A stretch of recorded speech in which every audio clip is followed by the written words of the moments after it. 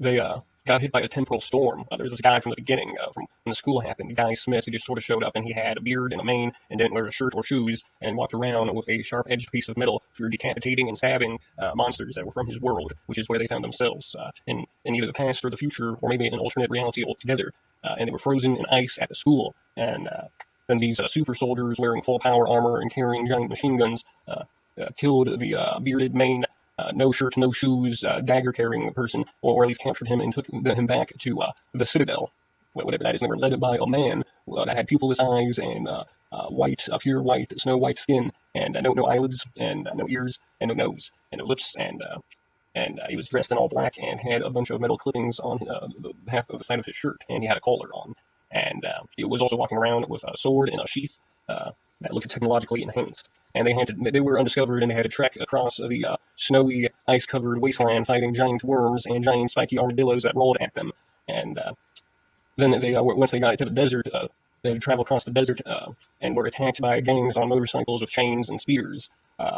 And then once they crossed the desert, they got to a parking garage in an insect overrun wasteland urban setting where they were attacked by the super soldier power armor wearing gun wielding organization that was in control of the apocalyptic aftermath of civilization, wasteland, Armageddon, end of the world situation, where every area just became a wasteland, and there were just giant monsters everywhere, and there was just a power structure already set up that was outside of them, and they were strangers in a foreign world. And then there was just about a dozen of them, or a really big squad or pantheon of like future 30-year-olds or any age but timeless to them, or where their life was sold out the most and became their true form, but each one of them as an anti-villain character of themselves, where it was just a more powerful version of their future self, where the entire group had to defeat each other's future self that was just supposed to be imagining themselves as 30 and just like 10 or 20 levels higher, and just so that they actually needed one of their friends from their past to defeat their future self, because their future self was going to inevitably be an eviler version of themselves as a child, and that the children's squad had to defeat each one of their future selves, and who were mutant deity things, and that the mutants or the evolved persons had them actually took control of the world, and there was a war and famine, and a giant volcano exploded, and an ash cloud covered the earth, and it was just gangs and tribes and different stages and levels of technology, and they were on motorcycles and giant wolves or dinosaurs like raptors. They were riding wolves and dinosaurs and raptors and motorcycles. It was like Mad Max with just random monsters and stuff from like Jurassic Park, and and yeah, the entire goal was to fight each player as a more powerful version than they could ever get to as a character by uniting as a squad. And I was just imagining them as a squad already taking control and destroying the world and fighting an alternate reality of just rules, just mental scripts that had end responses and believed they needed to use probability or maybe just amounts of effort or just agree to the task for the thing to be accomplished and over with. But it was never actually going to be over with. I was after they defeated all their future selves. I was going to try and project into space, and then as far as space starts going, then it's just like, all right, you conquer the solar system, you conquer, like an arm of the galaxy. You have to set rates for your expectations of worlds and planets and stars and galaxies, and then people already went to another dimension. So once you're already in a dimension, are you just actually not? Is it actually an easier storytelling mechanic to just go through parallel Earths than to ever go to Mars or go outside to another solar system? Are we moving towards space battles and we want to do that, or are we going to be Dragon Ball Z and they have space and we're just shooting our bodies stored energy as an energy weapon to destroy their metal craft? And then it's just power levels of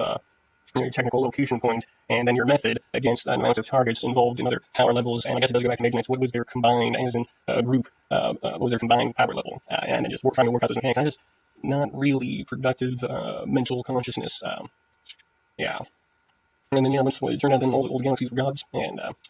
they already had names, and we couldn't. And it was actually an offensive thing to imagine astronomy and astronomical and xenobiologic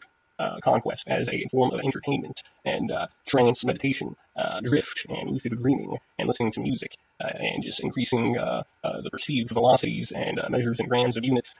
to an imaginative state, and not actually knowing what any of the laws, states, or physics, what was stated was true or not. But which could be true. And I guess this is my last minute or minute and a half, and I guess I'll have to speed this up too. And it was just something I technically said while I couldn't handle the tension of using the technological devices uses. Yeah,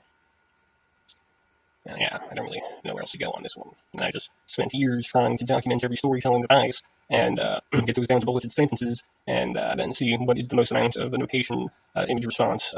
and most comfortable set of lines I could stare at to disassociate the perception of the moment from the brain's pineal gland or complex neocortex to some lobe, though, some special lobe in the brain that allows you to bend light in forms and shapes that hasn't seen and recreate images.